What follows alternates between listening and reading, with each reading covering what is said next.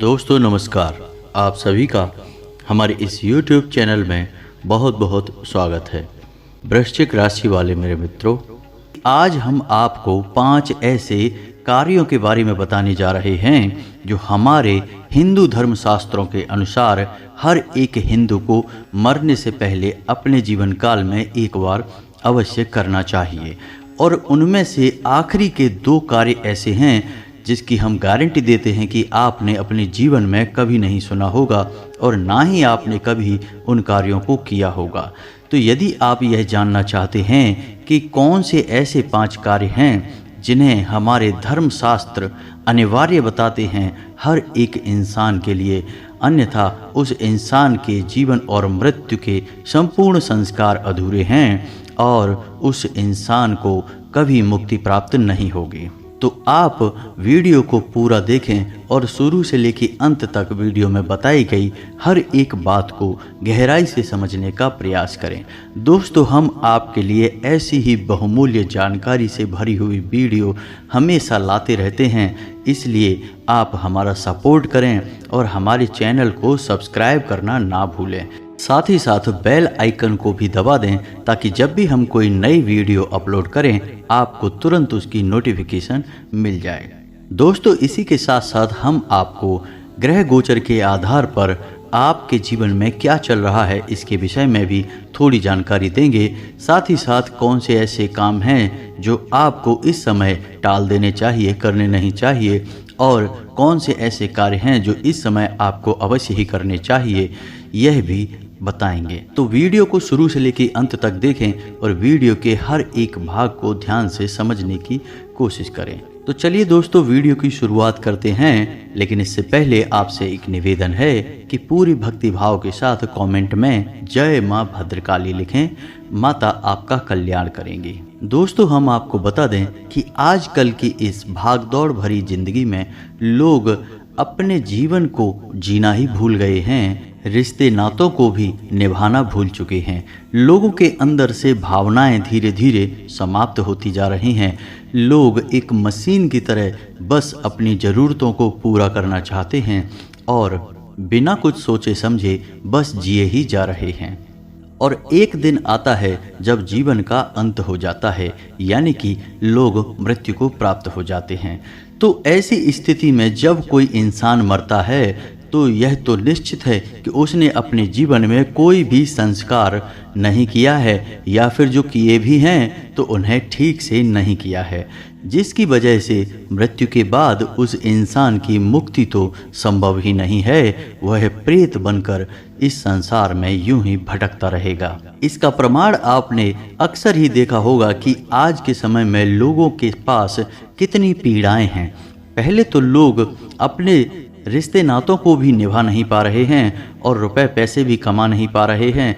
दिन भर काम करते हैं, दिन भर काम की टेंशन लेते हैं, फिर भी अपने जीवन को सुखी नहीं बना पा रहे हैं।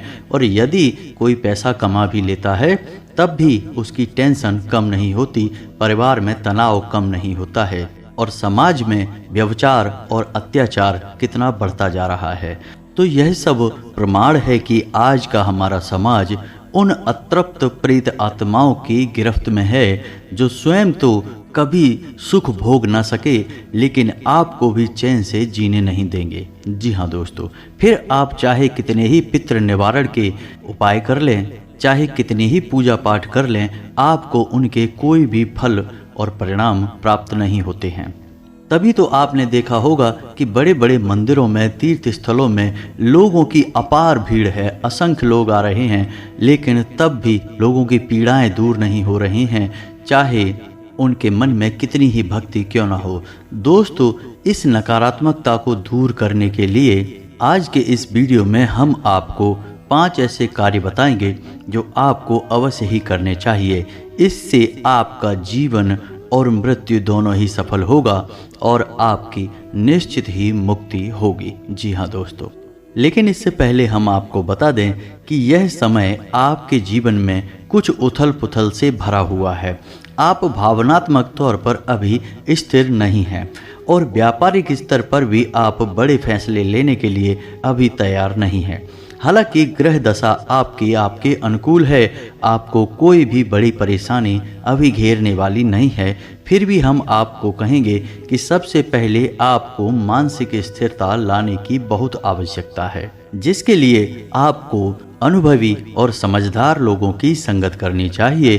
साथ ही साथ अपने परिवार के बड़े बुजुर्गों के साथ बैठना चाहिए, जिससे आपको सही मार्गदर्शन और मानसिक शांति दोनों ही प्राप्त होंगे। दोस्तों, आपको अपने जीवन काल में थोड़ा बहुत व्यायाम और योग और प्राणायाम को भी जगह देनी चाहिए, जिससे आपका मानसिक और शारीरिक संतुलन ठीक से बना रहेगा और आपका अपने कार्यों को करने में मन लगेगा। दोस्तों, यह समय किसी बड़े निवेश को करने के लिए अच्छा नहीं है। आपको जो चल रहा है उसी को आगे बढ़ाना चाहिए। अभी कोई बड़ा और नया जोखिम लेने का समय नहीं है। जी हाँ दोस्तों, हमने आपको अपने पिछले वीडियो में ही बताया था कि इस समय आपके ऊपर बुध और शुक्र ने बहुत अच्छे योग बना रखे हैं, यानी आपके ऊपर उनकी कृपा है, तो आप अपने जो भी कार्य चल रहे हैं उनमें ही अच्छी सफलता हासिल कर सकते हैं। लेकिन इसके लिए आपको मानसिक तौर पर तैयार होने की आवश्यकता रहेगी। जी हाँ दोस्तों, कार्यों के बीच में थोड़ी बहुत अड़चनें अवश्य आती रहेंगी। राहु आपके सोच विचार को प्रभावित करते रहेंगे। राहु के निवारण के लिए आपको हनुमान जी की पूजा करनी चाहिए, हनुमान चालीसा का पाठ करना चाहिए और अपनी मध्यमा उंगली में लोहे का एक कड़ा पहनना चाहिए। इसी के साथ साथ जितना हो सके अपना समय ईश्वर के ध्यान में और भक्ति में गुजारें, जिससे आपको मानसिक शांति प्राप्त होगी। दोस्तों, इस समय आपको आपके दाम्पत्य जीवन में थोड़ा बहुत परेशानी महसूस होगी। आपका जीवन साथी आपके मन के अनुरूप कार्य नहीं करेगा। थोड़ा बहुत आपसी टकराव हो सकता है, लेकिन जल्दी ही सब कुछ सामान्य हो जाएगा। आपको कुछ भी विशेष करने की आवश्यकता नहीं है। जितना हो सके उतना शांत रहने की कोशिश करें। जी हाँ दोस्तों, इस समय आपको ना तो उधार देना है और ना ही उधार लेना है और ना ही किसी बड़े निवेश की ओर जाना है, अन्यथा आपको धन का नुकसान हो सकता है। इस समय आप अपने व्यापारिक स्थल पर थोड़ा बहुत छोटे मोटे बदलाव अवश्य करेंगे, जिससे आपको अपने व्यापार को करने में सुविधा महसूस होगी और आपको अच्छा भी लगेगा। आपको अपने परिवार के किसी सदस्य की सेहत को लेकर थोड़ा बहुत चिंता रहेगी तथा आपके खुद के स्वास्थ्य में भी थोड़ा बहुत उतार चढ़ाव रह सकता है।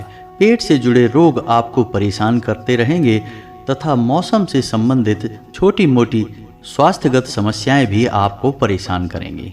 लेकिन आप शारीरिक तौर पर बहुत मजबूत हैं, इसलिए आपको छोटी मोटी शारीरिक समस्याएं आपके कार्य करने से रोक नहीं सकती हैं।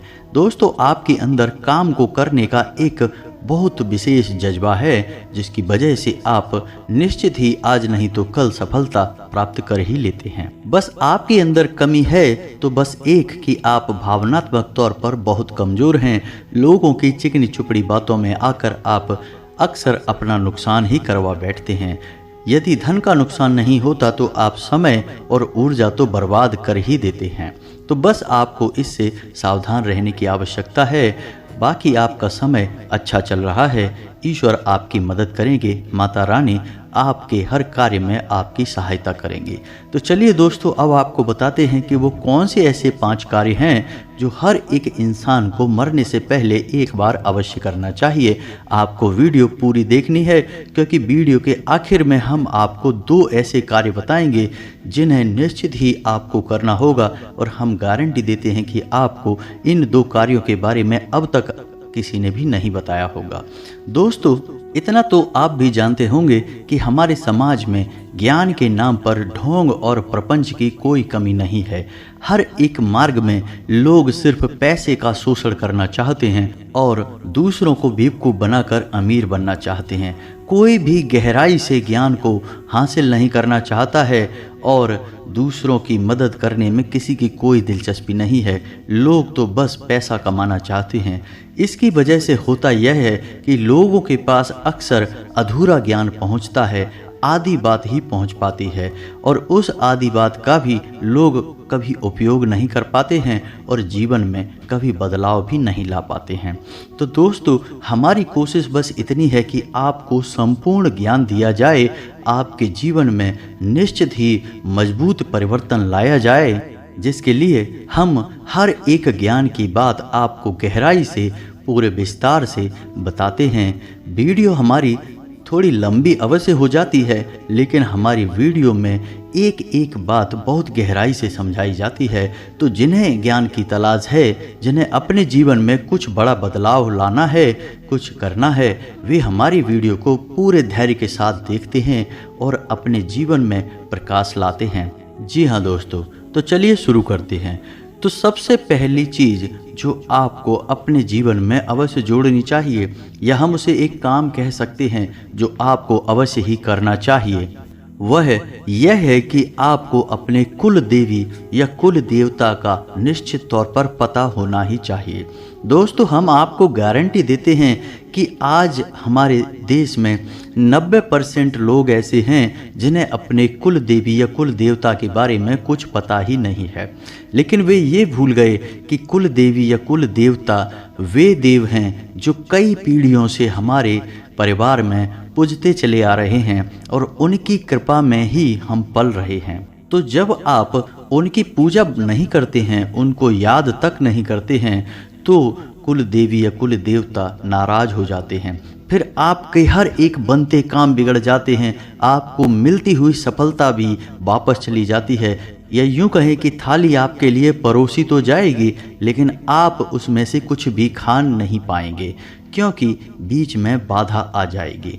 जी हाँ दोस्तों, हम आपको एक कहानी सुनाते हैं जो कि सच्ची कहानी है, कोई काल्पनिक कहानी नहीं है। हमारे एक जानने वाले हैं, उन्होंने अपने जीवन में बहुत संघर्ष किया, तमाम तरह के व्यापार किए, जिन कार्यों में लोगों को आसानी से सफलता प्राप्त हो जाती थी, उन कार्यों में भी उन्हें बिल्कुल भी सफलता हासिल नहीं हो रही थी। उनको अक्सर ऐसा लगता था जैसे कोई उनके पीछे पड़ा हुआ है, उनके हर एक काम में उन्हें असफल बना देता है। जब भी वो कोई नया व्यापार शुरू करते तो शुरुआत तो अच्छी होती, लेकिन कुछ ही समय बाद सब कुछ समाप्त हो जाता। जैसे कि दुकान खोली तो कुछ दिन तक तो अच्छी चली, लेकिन कुछ दिन बाद तो ग्राहकों का नामो निशान ही मिट जाता था। उनके अड़ोस पड़ोस की दुकानें अच्छी चलती, लेकिन उनके पास तो एक ग्राहक तक ना आता, उनकी बोहनी तक ना हो पाती। तो ऐसी स्थिति में वे बड़े ही हताश और निराश रहने लगे। तो एक बार उन्होंने कहीं से यह सुना कि उन्हें कुल देवी या कुल देवता का पता लगाना चाहिए और उनका पूजा आराधना करना चाहिए। तो बस उन्होंने किसी प्रकार से अपनी कुल देवी का पता लगा लिया और ढूंढते हुए उस स्थान तक पहुँचे जहाँ उनकी कुल देवी पूजी जाती थी, यानी उनके मूल मंदिर तक पहुँचे। फिर उन्होंने उनका पूजन शुरू किया। थोड़ा बहुत पूजन करने से ही जैसे जीवन में चमत्कार हो गया, उनके जीवन में जैसे एक नया प्रकाश फैल गया। और आप यकीन मानिए कि रुपए पैसे ने, जो कि उनकी मुख्य समस्या थी, उनके घर में आने के ऐसे ऐसे रास्ते बना लिए जिनके बारे में उन्होंने सपने में भी नहीं सोचा था। जहां एक इंसान 10-20 हज़ार रुपये कमाने के लिए भी दिन भर कठोर परिश्रम किया करता था, वहां आज वह लाखों रुपए कमा रहा है और ना के बराबर काम करना पड़ता है। दोस्तों, यह कोई कहानी नहीं है, यह प्रमाण है, यह सच्ची कहानी है। जी हाँ दोस्तों, तो इससे आप समझ सकते हैं कि जब आप अपने कुल देवी या देवता की पूजा करते हैं तो उनकी हम पर कितनी कृपा हो सकती है, वे हमसे कितने प्रसन्न हो सकते हैं और हमें क्या क्या दे सकते हैं।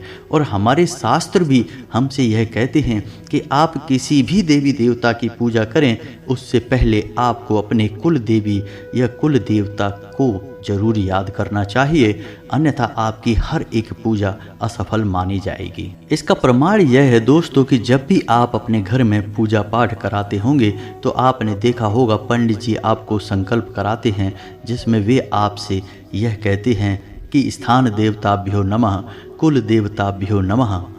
इसका मतलब यह हुआ कि कुल देवी की पूजा या कुल देवता की पूजा बेहद आवश्यक है। अब हम आपको बताते हैं कि यदि आपको यह नहीं पता कि कुल देवी या देवता आपके कौन हैं, तो आपको उन्हें कैसे पता लगाना है। इसका सीधा सा रास्ता हम आपको बताएंगे। जी हाँ दोस्तों, आपको एक छोटा सा उपाय करना है। इस उपाय को आपको 7 दिनों तक करना है और इन 7 दिनों के भीतर भीतर आपको आपके कुल देवता या कुल देवी सपने में किसी न किसी रूप में संकेत देंगे, फिर आप उनकी पूजा आराधना शुरू कर सकते हैं। तो आपको क्या करना है कि रात को जब आप सोने जाते हैं उससे पहले आपको नहा धोकर अपने पूजा घर में बैठना है और एक लकड़ी की चौकी पर लाल रंग का एक कपड़ा बिछाएं और उसके ऊपर थोड़ा सा अन्न रखें, गेहूं रख सकते हैं, और उसके ऊपर एक दीपक रखें और उस दीपक में गाय का घी डालकर उस दीपक को जलाएं। असल में आप उस दीपक को ही अपना कुल देवी या देवता मानकर यह प्रार्थना करें कि हे देवी, हे देवता, आप जो भी हैं, मैं आपके बारे में कुछ भी नहीं जानता हूँ, मुझे आपके बारे में कोई भी जानकारी नहीं है, लेकिन मैं आपकी पूजा करना चाहता हूँ, सच्चे मन से आपको प्रसन्न करना चाहता हूँ। तो आप आज रात सपने में किसी न किसी रूप में मुझे कुछ प्रमाण दें, कुछ संकेत दें, ताकि मुझे आपके बारे में कुछ पता चले। और इसके बाद आपको सीधे बिस्तर पर जाकर सो जाना है, बीच में कोई कार्य नहीं करना है। जी हाँ दोस्तों, अब आपको कुछ सावधानी रखनी है, यानी इन 7 दिनों में आपको किसी भी प्रकार का कोई गलत कार्य नहीं करना है। जैसे कि आपको नॉन वेज वगैरह यदि आप खाते हैं तो उसे त्याग देना है, मदिरा पान नहीं करनी है, झूठ नहीं बोलना है, किसी के साथ किसी भी प्रकार का छल नहीं करना है, किसी महिला का अपमान नहीं करना है, किसी सफाई कर्मचारी का अपमान नहीं करना है, और यदि आपके दरवाजे पर कोई भीख मांगने वाला आए, ज़रूरतमंद आए, तो उसकी मदद अवश्य करना है। आपको इन सब बातों का ध्यान रखना है। 7 दिनों के अंदर अंदर आपके कुल देवी या कुल देवता आपको निश्चित ही किसी न किसी रूप में संकेत देंगे, जिनसे आपको पता चल जाएगा कि आपको किसकी पूजा करनी है और कहाँ करनी है और कैसे करनी है। दोस्तों, यह बहुत ही चमत्कारी उपाय है, इसे आप एक बार करके अवश्य देखें, आपको तुरंत पता चल जाएगा कि आपके कुल देवता या कुल देवी कौन हैं। तो चलिए दोस्तों, अब बताते हैं वह दूसरा कार्य जो हर एक इंसान को अवश्य ही करना चाहिए। उसका नाम है यज्ञोपवीत। जी हाँ दोस्तों, या जिसे हम जनेऊ संस्कार कहते हैं। जनेऊ को ही संस्कृत में यज्ञोपवीत कहा जाता है। जी हाँ दोस्तों, हर एक हिंदू को जनेऊ धारण करना ही चाहिए। जब तक कोई हिंदू जनेऊ धारण नहीं करता वह असली हिंदू माना ही नहीं जा सकता और उसके हाथों से किसी भी प्रकार का पूजा पाठ का संस्कार पूर्ण नहीं हो सकता है। मुक्ति तो बहुत दूर की बात है, उस इंसान को इस संसार में ही किसी भी प्रकार का सुख प्राप्त नहीं हो सकता है। तो आपको यज्ञोपवीत संस्कार अपने जीवन में अवश्य कराना ही चाहिए।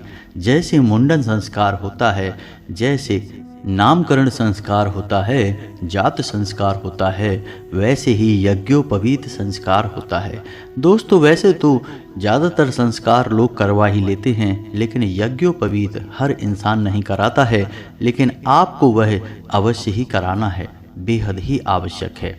आप पिछले कुछ 20-30 सालों पहले थोड़ा विचार करके देखें कि कैसे लोग हुआ करते थे। अधिकतर लोग जनेऊ धारण किया करते थे और एक संयमित संतुलित जीवन जिया करते थे, तो उनके जीवन में कितनी शांति और सुकून हुआ करता था, लोगों के मन में कितना प्रेम हुआ करता था। लेकिन आजकल यह सब गायब हो चुका है, लेकिन यकीन मानिए कि यह है बहुत ही आवश्यक। जी हाँ दोस्तों, तो चलिए अब आपको बताते हैं तीसरा काम जो हर एक हिंदू को अवश्य करना चाहिए, वह है 4 धाम की यात्रा।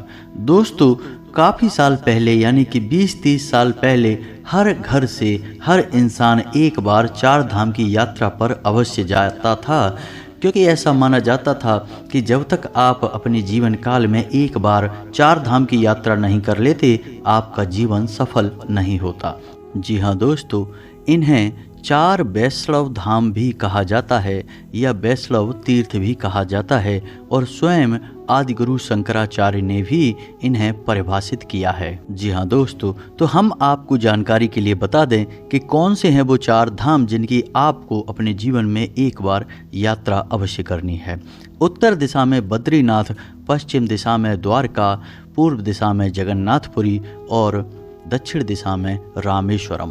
इन 4 धामों की आपको भी अपने जीवन काल में एक बार यात्रा अवश्य करनी है। यह बेहद ही आवश्यक है। जी हाँ दोस्तों, इसी के साथ साथ अब आपको बताते हैं चौथा वह कार्य जो हर एक इंसान को अपने जीवन काल में एक बार अवश्य करना चाहिए, और वह कार्य है श्रीमद् भागवत पुराण को एक बार सुनना। जी हाँ दोस्तों, हालांकि भागवत पुराण बहुत बड़ा पुराण है। इस पुराण में 18,000 श्लोक, 12 स्कंद और 335 अध्याय हैं। इस पुराण को सुनने में आपको कम से कम 7 दिनों का समय लगेगा। तो आप ऐसा कर सकते हैं कि इसका भव्य आयोजन ना करा के आप इसके मूल पाठ को ही अपने घर में आयोजित करा सकते हैं। घर के सभी सदस्य एक साथ मिलकर इसे सुन सकते हैं, जिससे आपके साथ साथ घर के सभी सदस्यों का भी जीवन उद्धार हो जाएगा। और आप इसके लिए किन्हीं 5 या 7 ब्राह्मणों की नियुक्ति कर सकते हैं। और जब आपका पाठ समाप्त हो जाए तो किसी भी विषम संख्या में उन ब्राह्मणों को भोजन करा सकते हैं, जैसे 7, 11, 21 या 31, जैसी आपकी क्षमता है वैसे आप ब्राह्मणों को भोजन करा सकते हैं। जब आप ऐसा कराएंगे तो आपका जीवन सफल हो जाएगा। जी हाँ दोस्तों, हमारे शास्त्रों में राजा परीक्षित की कथा से आपको पता चलेगा कि भागवत पुराण को सुनना हर हिंदू के लिए क्यों आवश्यक है। जब राजा परीक्षित को श्रृंगी ऋषि का श्राप मिला कि 7 दिन में उनकी मृत्यु हो जाएगी और एक सांप उन्हें डस लेगा, तो राजा परीक्षित को अपनी गलती का एहसास हुआ और उन्होंने सुखदेव मुनि की शरण पकड़ी। और सुखदेव जी ने राजा परीक्षित को श्रीमद् भागवत पुराण के माध्यम से वह अमूल्य और मार्मिक ज्ञान दिया जो कि उनके लिए मुक्ति के मार्ग को खोलने वाला हुआ। तो आपको भी एक बार अपने जीवन काल में संपूर्ण भागवत पुराण को अवश्य सुनना चाहिए। हम जानते हैं कि यह एक खर्चीला कार्य है, क्योंकि भागवत पुराण का आयोजन बहुत ही भव्य होता है और हर इंसान के बस की बात नहीं है। लेकिन आप इसका मूल पाठ अपने घर में करवा सकते हैं, जो कि बहुत कम खर्चीला है और जिससे आपको उतना ही पुण्य और प्रताप हासिल होगा जितना कि भव्य आयोजन में होता है। तो आपको एक बार इसका आयोजन अवश्य ही करवा लेना चाहिए। अब दोस्तों आपको बताते हैं 5वां और वह सबसे शक्तिशाली कार्य जो आपको अपने जीवन में अवश्य करना चाहिए, और हम गारंटी देते हैं कि आपने इसके बारे में कभी भी आज से पहले सुना नहीं होगा, क्योंकि लोग इस गहराई तक ज्ञान किसी को देते ही नहीं हैं। लोग बस ऊपर ऊपर की बातें बताते हैं और अपना मतलब सिद्ध कर लेते हैं। तो दोस्तों ध्यान से सुनिए, 5वां कार्य है कि हर इंसान को अपने जीवन काल में एक वृक्ष त्रिवेणी अवश्य रोपित करनी चाहिए। यह वृक्ष त्रिवेणी क्या है, इसे आप ध्यान से सुने। इसमें 3 वृक्षों का मेल है। इन 3 वृक्षों में सबसे पहले आता है बेल का वृक्ष, दूसरे नंबर पे आता है बरगद का वृक्ष और तीसरे नंबर पर आता है पीपल का वृक्ष। जी हाँ दोस्तों, आपको इन वृक्षों को अपने घर में नहीं लगाना है। आपके आसपास या आपकी खुद की कहीं खुली ज़मीन हो वहाँ आपको इन पौधों को लगा देना है। दोस्तों इन पौधों का हमारे हिंदू धर्म में बहुत बड़ा महत्व है। जैसे कि बेल वृक्ष को संपूर्ण देवियों का निवास स्थान माना जाता है, जैसे बेल पत्र में स्वयं माता पार्वती का निवास माना जाता है, फल में माँ कात्यायनी का निवास होता है और जड़ में माता लक्ष्मी का निवास होता है। इसलिए जो इंसान बेल वृक्ष के नीचे घी का दीपक जलाता है, शाम के समय उस इंसान के घर धन दौलत की कभी कमी नहीं होती है और उस इंसान पर कभी पितृदोष भी नहीं लगता है। जी हाँ दोस्तों, उसी प्रकार बट वृक्ष को स्वयं महादेव का स्वरूप माना जाता है, जिसे हम बटकेश्वर महादेव के नाम से जानते हैं। इसी प्रकार पीपल के वृक्ष में भी कई देवी देवताओं का वास माना जाता है और जो इंसान शनिवार के दिन शाम के समय पीपल के वृक्ष के नीचे दीपक जलाता है, उस इंसान के घर भी माता लक्ष्मी का वास हमेशा हमेशा के लिए रह जाता है। जी हाँ दोस्तों, तो इन 3 वृक्षों को आपको अपने जीवन काल में निश्चित ही एक बार रोपित अवश्य करना चाहिए और इन्हें पाल पोस कर थोड़ा बड़ा अवश्य करना चाहिए। फिर तो ये वृक्ष अपने आप ही स्वयं बड़े हो जाते हैं, इन्हें ज़्यादा सेवा की आवश्यकता नहीं होती है। इन 3 वृक्षों को ही वृक्ष त्रिवेणी कहा जाता है और स्कंद पुराण में इसका विशेष वर्णन मिलता है। जी हाँ दोस्तों, तो जो इंसान अपने जीवन काल में इन 5 कार्यों को एक बार अवश्य कर लेता है, उस इंसान का जीवन सफल हो जाता है और उसकी मुक्ति के सारे द्वार खुल जाते हैं। दोस्तों, यह तो आप भी जानते हैं कि इंसान इस संसार में हजारों साल जीने के लिए नहीं आता है। एक निश्चित उम्र होती है जो कि लगभग 60 साल से 100 साल के बीच होती है।